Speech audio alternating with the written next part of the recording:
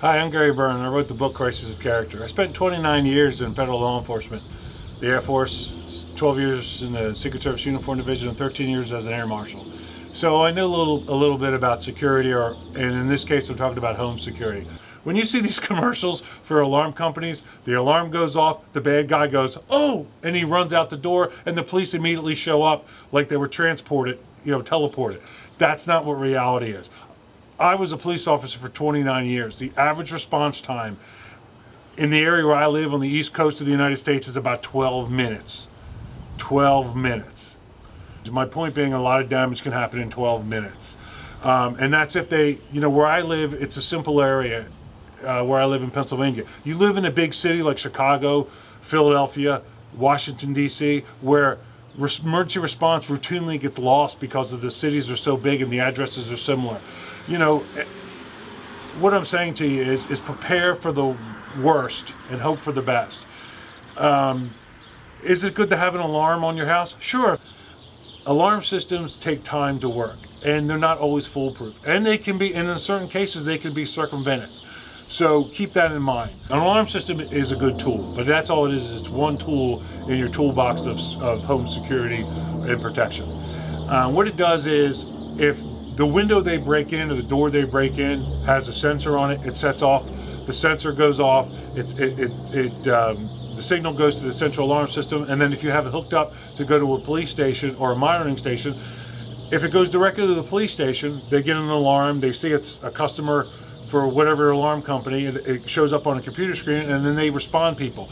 If you have a service with an alarm company, it goes to the alarm company first, and then they contact the local police in your area.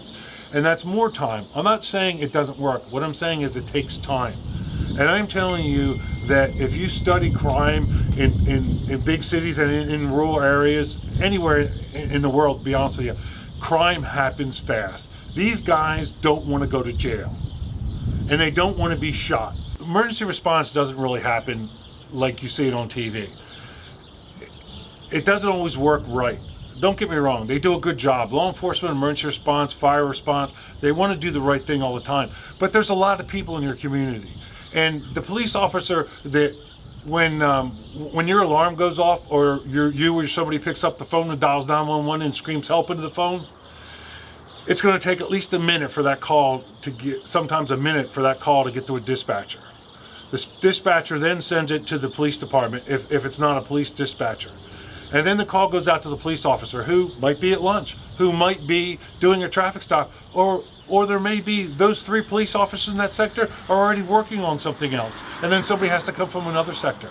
In big cities, like when I worked in Washington, D.C., emergency response routinely took forever. 12 minutes waiting on, and that's not extremely long when it comes to some of the horror stories you've heard. But 12 minutes, I want you to picture your family members running up the stairs with somebody chasing them, screaming, yelling at them, telling what horrible things they're going to do to them. For 12 minutes, they have to wait for the police to show up.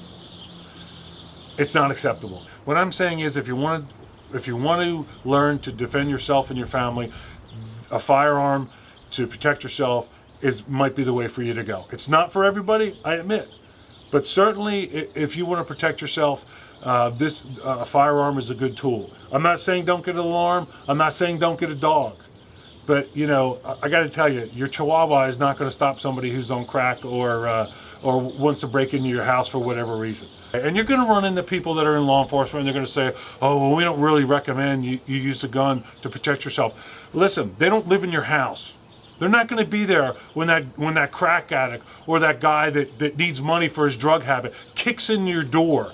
You spent $160 to put in a deadbolt, and he splits the wooden door right down the middle and comes into your house. Now what are you going to do?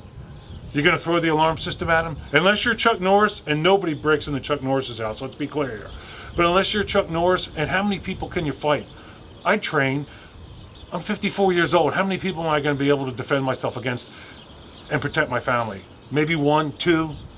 Listen, if you really want to protect yourself from the troubles that are out there, put the effort into it that you did to learn how to golf, play tennis, drive a car. A firearm is a good tool. I'm not saying it's for everybody. I'm saying you should consider it. And again, get the right training. Go to your shooting ranges. Learn what they use. Learn what works, what doesn't. One thing that can't be circumvented is if you're in the house when it happens, you're there. If you have a firearm to protect yourself, you're that much better off. Every day in this country, somebody protects their home, their family, their belongings with a firearm or the threat of a firearm. Now, don't get me wrong. If you own a firearm to protect yourself or your family, be damn sure you're somebody who can use it to protect yourselves. Don't be afraid to go to your local shooting range. Contact somebody there. If they don't train you themselves, they'll hook you up with somebody to do it. Every shooting range has many people, like myself, they're retired military or police officers that want to make a living out of training people how to use firearms. Personally concealed firearms with a permit, how to use a pistol or a shotgun at your house. There's many ways to protect yourself. Don't fall into this mainstream media and liberal mindset that it's more dangerous to have a gun in your house than not. Let me remind you what else you have in your house. You have electricity. You probably have natural gas coming in your house, which is very dangerous.